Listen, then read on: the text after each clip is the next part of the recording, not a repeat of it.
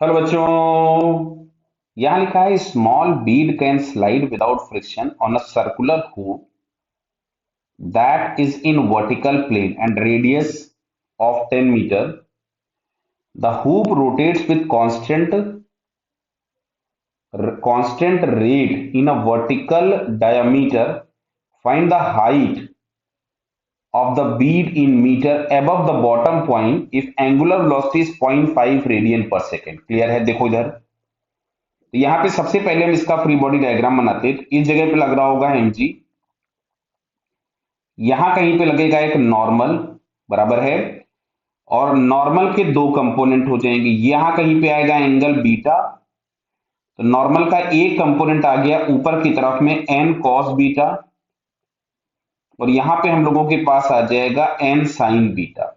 Clear? तो जो N sign beta होगा ये इसको सेंट्रीपिटल प्रोवाइड कराएगा, जिसको हम लोग लिखेंगे एम आर ओमेगा स्क्वायर.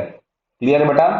और यहां से अगर हम लोग देखें तो एन साइन बीटा, अच्छा इसकी जो रेडियस होगी सर्कल की जिसपे घूम रहा होगा वो ये वाली रेडियस होगी. तो ये रेडियस जो हम लोगों के पास होगी कैपिटल आर का साइन कंपोनेंट आ जाएगा, तो R sine beta into omega square. तो साइन बीटा से साइन बीटा कैंसिल हो गया, तो यहां से n इज इक्वल्स टू आ रहा है आपके पास एम आर ओमेगा स्क्वायर. तो मैं वैल्यूज पुट कर देता हूं. m इज इक्वल्स टू दिया गया है क्या, कहीं पे देखिए जरा, m की वैल्यू नहीं दी तो m के टर्म्स में ही लिख देता हूं.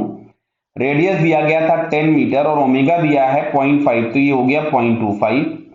तो फाइनली हमारे पास ये आया 2.5 m, ये मिल गया नॉर्मल. अब अच्छा हमको दिख रहा था n cos beta is equals to mg, समझो बात को. तो n cos beta is equals to mg, तो n की जगह मैंने लिखा 2.5 m cos beta is equals to m into 10. तो m से m तो कैंसिल हो गया, तो यहां से cos beta is equals to मिल रहा है 4. cos beta is equals to मिल रहा है 4, जो कि पॉसिबल होगा नहीं. क्यों? cos थीटा की मैक्सिमम वैल्यू 1 हो सकती है. तो समझो इसमें हुआ क्या होगा, मतलब यहां पे हमारे पास कोई भी वैल्यू पॉसिबल नहीं है. तो इसमें जब ये बॉटम मोस्ट पॉइंट पे रहा होगा ना, तो इसको थोड़ा सा भी अगर ऊपर ले जाना होगा, तो जो वर्टिकल अपवर्ड फोर्स होना चाहिए वो mg से बड़ा होना चाहिए, तभी तो ये इसको ऊपर ले जाएगा, अदरवाइज कैसे ले जा पाएगा. क्लियर?